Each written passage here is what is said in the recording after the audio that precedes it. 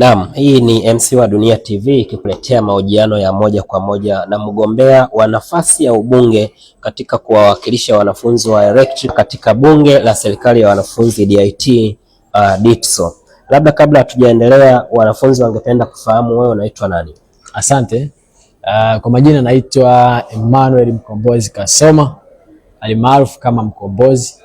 Ni mwanafunzi wa BENG 24 EE ambaye nasoma stream 2 na ninawania nafasi ya ubunge kwa maana ya uwakilishi wa wanafunzi wa BENG 24 EE katika bunge la serikali ya wanafunzi kwa mwaka wa masomo 2026-2027.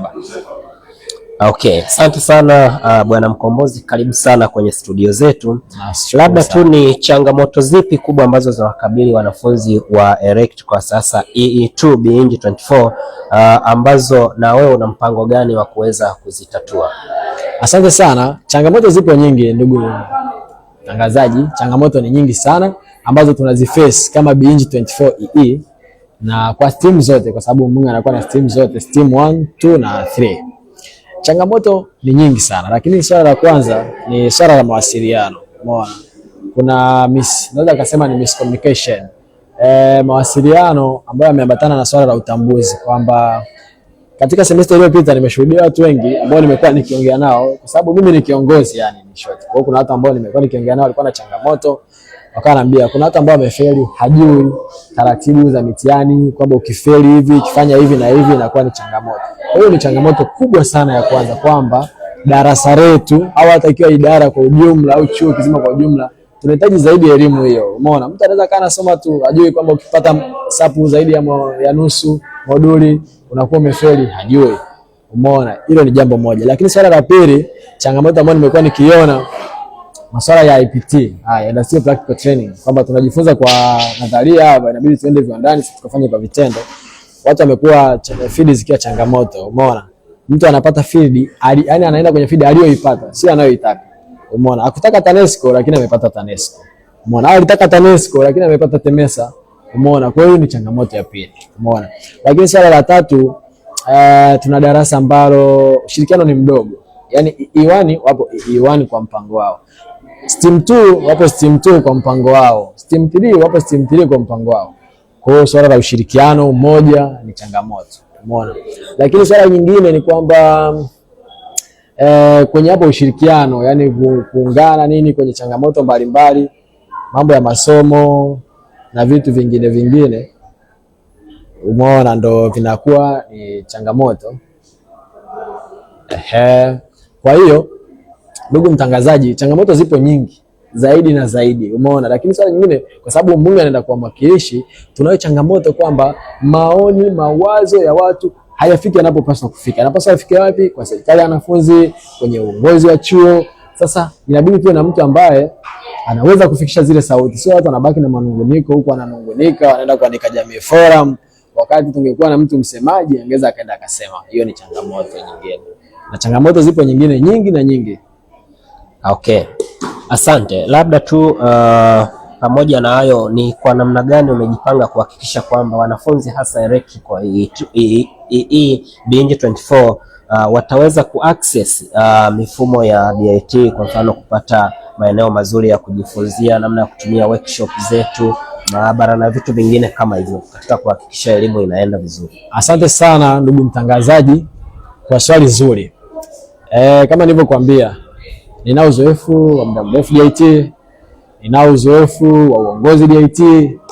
Kwa hiyo nimejenga mahusiano mazuri na watu, wahadhiri, viongozi mbalimbali wa serikali ya wanafunzi, viongozi wa chuo mpaka huko management.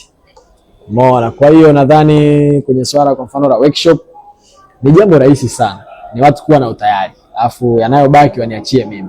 Workshop tunazo, ipo W16, ipo W12, na wengi hawajui W12 na kila kitu. Umeona, ni swala tu la kuomba, hadi vifaa vipo, unaandikia, unapewa, unafanya practical zile. Wajua si mhandisi, wewe sio kana kutoka mtu hapa ni mhandisi. Hicho ni jambo la kwanza. Lakini jambo la pili, nazungumzia mazingira ya kujifunza. Mimi nimejipanga. Umeona, mimi ni mtu ambaye nahitaji kuwa mbunge ambaye sisubiri serikali ya wanafunzi, sisubiri chuo. Kuna vitu ambavyo vinawezekana mimi nitavifanya mimi mwenyewe. kwa uwezo wangu, akili zangu, pengine hata rasilimali zangu. Umeona, tukizungumza kujifunza, sasa hivi tupo kwenye swala la teknolojia. Umeona, mtu anafanya swali nini limemsumbua, anaweza kaweka mtandaoni, anapata majibu, anaingia YouTube hivi na hivi, anaweza kuaccess vipi? Na bado ni changamoto. GB 1 2100 haya TTCL 1000 sui, inakuwa ni changamoto. Kwa mimi nimejipanga kwamba kwa namna ambavyo tutakubaliana na Masiara, kila stream mimi nitaiofa swala la wifi. Umeona, itakuwa na wifi yake. Sasa wao watakubaliana bana, sisi kifurushi kikiisha tunafanyaje? Sasa ili tuweze kuitumia tunafanyaje? Maana wengine wanaishi nje, wengine ndani. Basi tutatumia muda wa masomo. Muda wa masomo basi Steam 2 tuwaje tunasomea madarasa ya R1 2 na R1 kwamba ambapo inaweza ikafika. Kwa hiyo kila maeneo hayo pengine atakayekuwa nayo ni siala au mwingine atakayekuwa amechaguliwa au kila mtu, kwa sababu itakuwa ni darasa. Umeona, na kuchangia ile kila mwezi kukuta kila mtu atoa 500 ila muda akiwa kipindi au akiwa wapi anaweza ka access.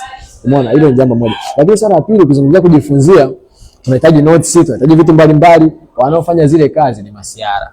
Umeona, Masiara anapitia changamoto kubwa sana, japokuwa kama mbunge ambaye anatarajia kwenda bungeni.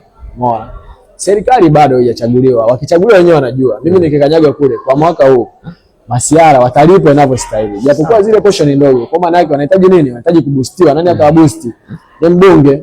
Umeona, kwa hiyo mimi nimejipanga. Masiara timu zote ni 6 nadhani, kila timu wawili tutakaa nao kikao, tutakubaliana niangalie namna ya kuwapush wapate mabando ya kila mwezi. Umeona, wanafanya kazi kubwa sana. Siara anawatafutia venue, anatafuta vipindi, anafanya hivi na hivi, anatuma notes kwa gharama zao. Hawana mshahara, lakini wakipata mtu ambaye atakuwa karibu nao ataboost, hata wao itawapa motisha ya kufanya kazi. Umeona, hiyo ni katika mazingira ya kujifunzia kwamba umeona, kwa sababu Siara anatafuta venue mkajifunze, anatuma notes, upate notes ukasome.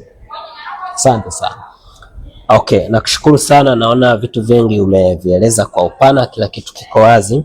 Labda tu ni kwa nini wanafunzi wa Electrical Beyond 24 wakuchague Mkombozi na si mgombea mwingine yeyote? Asante sana mkuu kwa swali zuri sana. Ningeshangaa sana kama nisingepata hilo swali. Swali zuri na la muhimu sana. Maana wagombea wanaweza kawepo wengi, lakini kwa taarifa iliyotolewa na Tume ya Uchaguzi siku ya Ijumaa, darasa letu na wagombea wawili. Sasa kwa nini? Unajua kila mtu anaweza kaa na sera. Umeona? Kila mtu anaweza kaa na sera, nitafanya hivi na hivi. Umeona, lakini mwisho wa siku inabidi tumpate mmoja ambaye ni bora zaidi. Na kwa Beyond 24 Electrical kila mtu anajua hamna mwingine zaidi ya Mkombozi. Sasa kwa nini? Cha kwanza, uzoefu. Ndugu, nimekwambia kama nimekuwepo DIT. Sasa hivi ni mwaka wa 4 sasa. Nimekuwepo diploma miaka 3, sasa hivi ni mwaka wa 4 kwa maana ya degree mwaka wa kwanza huu ambao specifically kwa sababu umetoka diploma na kwa pili. Uzoefu, nimekuwa kiongozi, nimekuwa block manager, block 1. Watu wanajua kazi yangu kule. Umeona?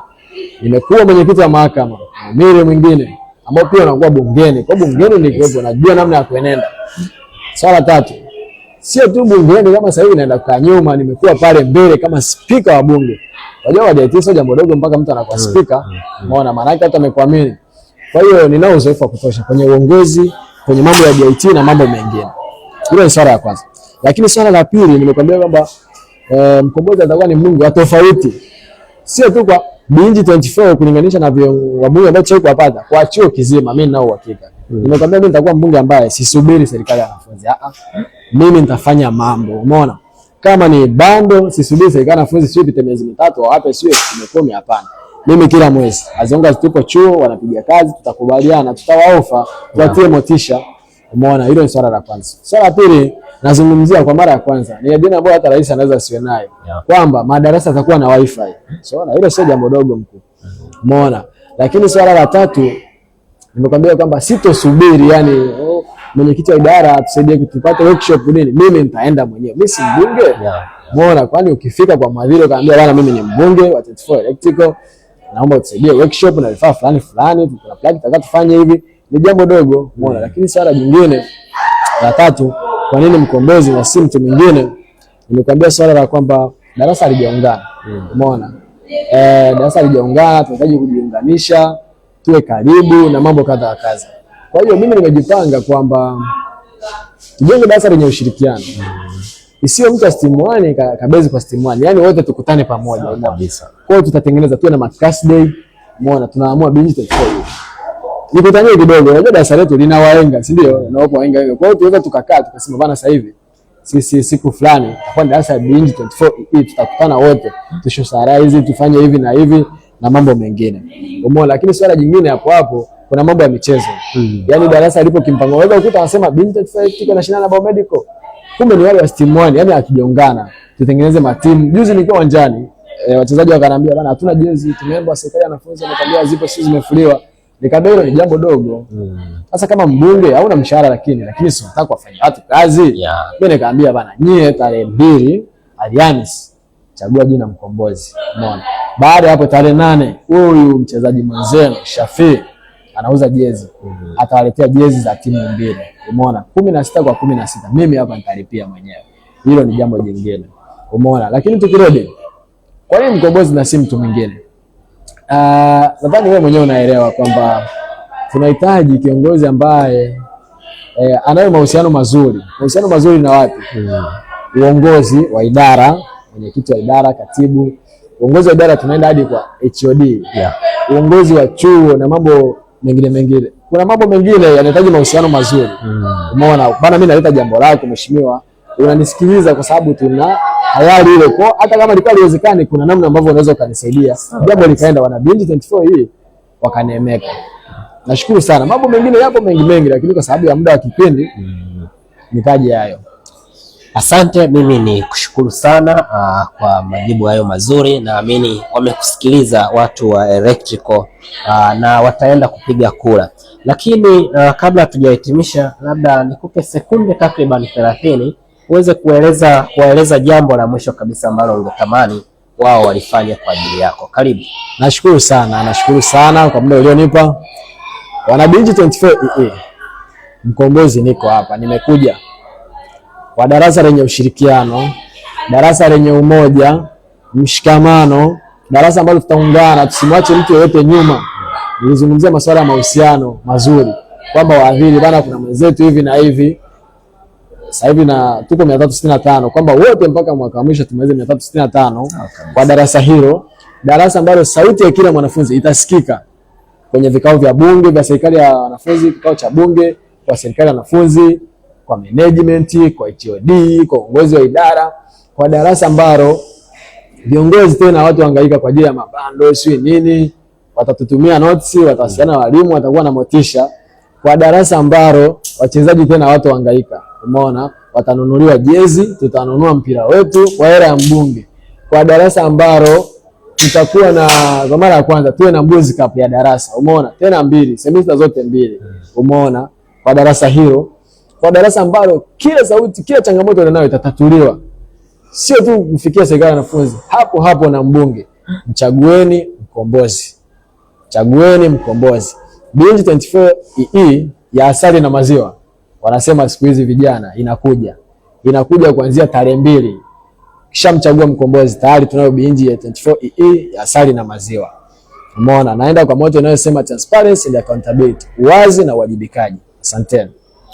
Asante. Uwazi na uwajibikaji ni kauli mbiu ya mgombea wetu wa ubunge kutoka idara ya Electrical Binji 24, Bwana Mkombozi. Kama ambavyo umeweza kusikia sera zake, ameeleza vizuri. Kwa hiyo tuwasi watu wa Binji Electrical, siku ya Alhamisi kadri muda utakavyotangazwa na tume ya uchaguzi, wote tuitikie kwa wingi kufika eneo la kupigia kura, ili wote kwa pamoja tuweze kupiga kura kwa ajili ya kumchagua mbunge wetu ambaye ataenda kutuwakilisha. Tunawashukuru sana kwa kufuatilia kipindi hiki, na sisi tukushukuru sana kwa kuweza kufika. Mungu akubariki na tunakuombea kila laheri uweze kufanikisha hicho ambacho Mungu amekuongoza kuweza kufanya. Amina sana. Asante sana, kwa elini.